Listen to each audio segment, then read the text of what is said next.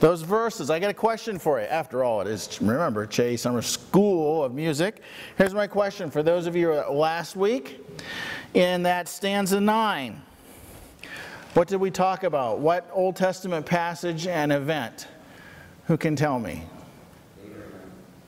Stanza 9. Last week. Mark? Okay. 1 Kings chapter 19. And when a storm came and ripped apart rocks, and then a fire came, and there was an earthquake, and there was a still voice. Right. And what did we have, what did we learn from last week? Let me ask you something. As this was going on, Elijah thought he was what? The only one? Correct? And a certain nasty little woman who thought she was wonderful threatened his life, remember? So he ran and he complained to God and said, I'm the only one that's left. Was that really true? How many other prophets or people who followed the Lord with a whole heart were left? Do you remember? 7,000. 7,000. Okay, what else did we address in that passage? And I'll read verse 12 and 13. After the earthquake, a fire, but the Lord was not in the fire, and after the fire, a sound of a gentle blowing. And it came about when Elijah heard it that he wrapped his face in his mantle and went out and stood in the entrance to the cave. And behold, a voice came to him and said, what are you doing here, Elijah? Okay, so Elijah's complaining and saying, I'm the only one left. He kind of had a pity party. Remember that? A pity party? Boo-hoo, boo-hoo. And God said, what are you doing here? Now, did God address Elijah's concerns? That he was afraid of this woman that was going to kill him? Did God address that to Elijah? Or did he do something different? This is the interactive part of chapel. Are you all sleepy this morning? What did God do? You remember last week? Now, those of you who are new, you get a pass so far. What did God do? Did he say, yeah, I understand, it's okay. Just stay put for a little while longer. Is that what God said? Mark. Yeah. God never addressed any of his concerns. He just said, I got something else for you to do. Let's get going. And we talked about how sometimes we get ourselves into this pity party and God just isn't obligated to explain everything to us. He has work for us to do. Well, I want us to look at another Old Testament story. And if you look at Exodus chapter 3, verse 1. Now, Moses was pasturing the flock of Jethro and the flock of Jethro, his father-in-law, the priest of Midian, and he led the flock to the west side of the wilderness, and he came to Horeb, the mountain of God. And the angel of the Lord appeared to him in a blazing fire from the midst of a bush, and he looked, and behold, the bush was burning with fire, yet the bush was not consumed. So Moses said, I must turn aside now and see this marvelous sight, why the bush is not burned up. Now, if that was you, would you be curious? I know I would. When the Lord saw that he turned aside to look, God called to him from the midst of the bush and said, Moses, Moses. And he said, here I am. Now that part, I think I would have been a little bit freaked out on, okay? I would have been curious about the burning bush, but if something talked back to me, okay? Shay, if your dog started talking to you today, I mean like using English, would that kind of, like if he said, no, I don't want to go that way, I want to go this way. Or if he said, Shay, look out for that rock. Wouldn't that kind of, would you be more than curious? Yeah, I would too. But, Moses said, well, here I am. And the allusion in stanza 8, the third line, a bush ablaze to my wondering gaze. Okay, what happened after that? There's a conversation that ensues between Moses and God. What's the conversation? Anybody know this story? Fill it in for everybody. He's told to go to Egypt. to free the Hebrews, to free the nation of Israel. Okay, God, now here's something interesting. He's minding his own business out in the desert, tending flocks, and God shows up and gives him something to do. And in some ways, it's similar to what's happening to Elijah, except Elijah had a whole bunch of stuff going on before that. But in this case, Moses was like, he was fat, dumb, and happy. He was doing what was familiar, what was comfortable. Life was good. Okay, he had gotten out of the nation gotten away from the nation of Egypt, where he was sure he was going to be killed because he killed this Egyptian, and he really was not an Egyptian. So if they ever found out really what was going on, he was in big trouble. So God gives him a job to do. What happens? What's Moses' response? Does he have a pity party? Yeah. He can't because he can't speak well. Yeah. He goes, I can't do this because I'm not a good speaker. Now, we don't know if he had a speech impediment, a stutter, whether he was just painfully shy. Any of you have to ever get up in front of your class and give a presentation, and it's like, wow, just take me outside and bury me under the dirt because I don't want to be in front. Any of you, raise your hands because I know it's hard. Any of you hate to be in front of people speaking? Yeah, there's some of you aren't honest though too, I know that, okay? I used to hate that too. Exodus chapter 4. Moses answered and said, well, what if they will not believe me or listen to what I say? So there's the objection to, I'm not a very good public speaker for whatever reason, but then the other objection is, well, what if I talk to them and they just, who are you? Get lost. You're just a dumb shepherd come in from the field. And shepherds were considered kind of the dumbest people around. Okay? What if they will not believe me or listen to me or what I say? For they may say, the Lord hasn't appeared to you. Oh, that's the second problem. Not only will they maybe not listen to me, but they'll say, who are you that you can't speak for God? Then Moses said to the Lord, please, Lord, I have never been eloquent, neither recently nor in times past, nor since thou hast spoken to thy servant, for I am slow of speech and slow of tongue. This time, a little bit different than Elijah, God answers him. And the Lord said to him, who has made man's mouth? Or who makes him dumb or deaf or seeing or blind? Is it not I, the Lord? Now then go, and I, even I, will be with your mouth and teach you what you are to say.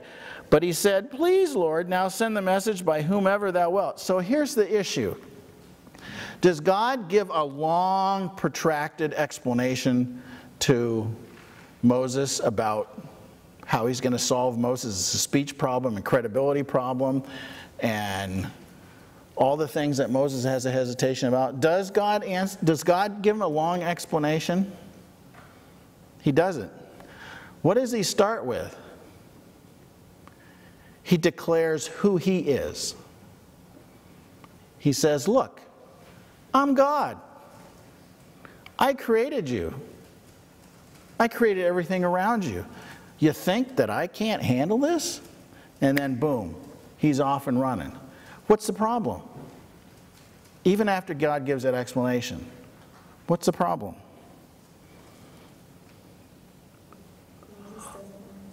Moses doesn't want to do it. Why doesn't he want to do it?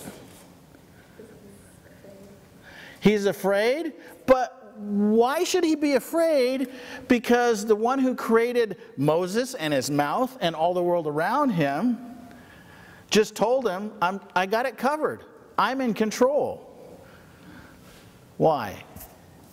Yeah. He's not trusting God. That's exactly right. He's not willing to trust God. Okay? And sometimes, oops, I hit the wrong button. There we go. That's the problem, is trust. And we think that sometimes God's not quite up to the task. Now, I got a question for you. How many of you really like it when your parents tell you to do something and you want to say, but, and you can fill in the but, and then they use this wonderful phrase, because I said so. Do you all like that? All of you that like it when your parents say that, raise your hands. Oh, come on. Nobody? Nobody likes it when, yeah, Mr. Schuin does. I do. Randy, do you like it when you were raising your kids? When you use that phrase, because I said so. Why can they say that? They're in authority over you, and why don't you argue with them? Well, maybe some of you do. Yeah, because, well, some of you might be afraid of dying. I hope not. When your parents say, because I said so, what are they really communicating to you? Yes, they're in authority over you, but what else is behind that? That maybe you might struggle with a little bit. Yes. They love you, and what comes with that love? That we don't, it's like, yeah, right, you're just trying to be a wet blanket, Mom and Dad. Yes. They know what's best for us. They know what's best for us. Now, as hard as that may be to swallow, that is typically the case. They have lived and been where you're at. Sure, it was when dinosaurs roamed the earth, okay? But life isn't really that much different in terms of the kinds of problems. It's just the wrapping around the problems. And because they love you, they want to try and protect you. Or they want to build something into your life that is beneficial. Now, what do they expect you to do other than comply? But behind that compliance, what do they expect you to do? Honor them. Honor them, okay, and learn something. Trust them. Have any of your parents ever said that when they pulled a card, because I said so, and it's like, Dad? Have any of them ever said, look, just trust me? Have any of you had that experience? Yeah, I used to say that to the boys, our boys, on a regular basis. Look, we've been there, done that. Trust us. We know best. It's the same thing with our Heavenly Father. Let me ask you this. When the choir director stands up this morning, or the orchestra conductor stands up this afternoon, or the band conductor this morning, why do you do what he says or she says? Guess it's not she's this. Oh no, Dr. Hull is doing band. That's right. So why do you do what they tell you to do instead of doing your own thing? I mean, if you felt like playing a different piece of music, or if they said, I want you to get louder on this passage or softer, why do you follow their directions? Other than you might get called out. But behind it all, when a conductor steps to the podium, what's there? They have the full piece of music. They have the full piece of music. They can see the entire picture, right? You only have a piece, your piece of the score. They understand how everything's supposed to fit together. And because of that, and they also have experience and training. And because of that, it's much easier to what? Trust them. Do you think that God only has part of the score for your life? Do you think God only has partial scores for everybody around you? I don't think so. I think if we're really honest, we have a tendency, like Moses, to want to kind of pull something back and hang on to it because we don't trust God.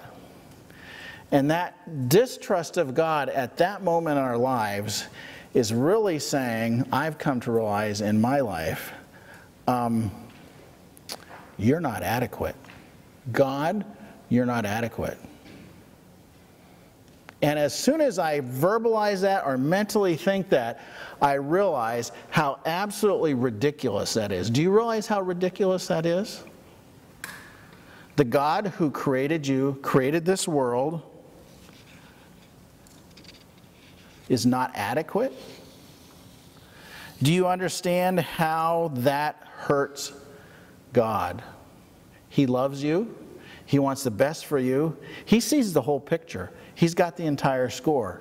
He knows what's best for you. And whether it's a test to make you grow, whether it's protection from something that happened to you, when we're unwilling to trust God, we're saying, you're not adequate, I'm doing it on my own, and the outcome's going to be better. Is it? My experience for myself is, no, it isn't. Now, my question this morning is, that degenerates very quickly into worry, doesn't it? Moses was worried. Elijah was worried. In my life, when I say, God, you're not adequate, the next thing that comes in is, wow, how am I going to handle this? Let's see, I got to think about this, because God isn't adequate. So, okay, I got to figure out how to make this work. I popped my knee last night playing soccer. That can't happen, but it happened. How am I going to stand up in front of everybody and speak this morning? Okay, God, you're not adequate. I got to solve this. And it degenerates into worry. God is more than adequate. 1 Corinthians chapter 10, verse 13. No temptation has overtaken you, but such as is common to man, and God is faithful, who will not allow you to be tempted beyond what you are able, but with the temptation will provide the way of escape.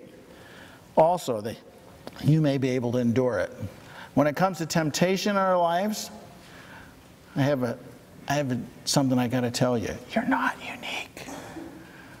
Everybody your age faces the kinds of temptations that you face. And God always is adequate to provide a way to get out. Now, if we don't avail ourselves of that because we don't want to escape the temptation, that's something different. But God always gives us a way so we don't have to worry about sin. Romans chapter 8. Something we need to hang on to. And when we hit those situations, and some of you, when you first see your music this morning or this afternoon, may be thinking this. Can't do it. Can't do it. It's too hard. There is no way I'm going to be ready to play this by Saturday. Any of you campers from last week, did you feel like that? At least on some passages in the music last Monday? Yeah, at least one of you did. I know when I was playing, I play Altonium, although it's a matter of dispute. When I was playing, as I play the instrument when I was younger, there were passages I'd look at and I go, and it would be very easy to worry. What happens? Romans 8, he says, in the same way the Spirit also helps our weakness. For we do not know how to pray as we should, but the Spirit himself intercedes for us with groanings too deep for words. Now think about that. When I'm stuck and I'm tempted to take it back on myself because I want to say, you're not adequate, God. God says, I'm adequate. Even if you can't express it to me, I've even provided a way for that. The Holy Spirit will express what you're feeling that you can't even put into words. And if you ever have those situations in your life where something happens in your life, it is so upsetting or so unnerving that it's like, I don't even know how to pray to God. I don't know what to do. And you feel stuck. You feel cornered. You know that you can trust God and you want to trust God, but it's like, I don't even know how to tell God what I'm feeling and thinking. It's really a frustrating place to be until we remind ourselves of these verses. We don't have to be frustrated. God understands. The Holy Spirit will intercede for us, and he searches the hearts and knows what the mind of the Spirit is because he intercedes for the saints according to the will of God. That is so freeing to me when I'm stuck, when I know I don't want to trust God, but I know I should. And I know I should trust God because I love him and I want to respond in a trustful heart. But, hear the but? But, I don't know what to do. I don't know what God expects of me. I don't know what's going to happen. I'm even confused about what's the right response. God understands. Young people, as the world swirls around you, and I've got more bad news for you. How about that? This is Bad News Monday. Okay, as you become more of an adult and move into the adult world, it doesn't get any better. Life seems to hit you faster with more problems and more complexities, and you can easily be overwhelmed unless you have that bedrock trust that the God who created this world is adequate, and He can make it all what? Verse 28. All things, God causes all things to work together for good to those who love God, to those who are called according to His purpose. Trust. Young people, trust. God grants good to the godly, even if at that moment in time it doesn't feel like that. We're going to talk about that a little later on in the week. Young people, you can't live your life strictly by your feelings. You've got to live your life trusting the one who created you regardless, or sorry Nancy, irregardless of your feelings. God tests us. He puts us in situations to grow us. He has things that He wants us to accomplish for His end purposes. Is your God adequate? Will you trust Him? Even in the times today or during this week where you think, I don't even know how to start, God. He's still there. His Spirit's interceding, and He's going to work it all out for His good. All the things in your life, whether you believe it or not, will work for God's good. It's all about God and not you. Now, I want us to sing stanza 8 and 9 all over again, Gretchen. But then, I want us to sing also stanza 10 and 11. So that's like 2 verses, right? And the reason is, as I was looking at these 4 stanzas and reflecting on Dr. Csehy, those of you that knew Dr. Csehy, did you ever see Dr. Csehy worried? I couldn't come up with a time when I saw him worried. He might have had concerns and wondered, okay, God, show me what do you want me to do? I'm ready to do it. But Dr. Csehy was not noted for being a worrier because he knew God was adequate and he could trust Him. Randy, let's sing these 4 stanzas, and then I'll close this in prayer.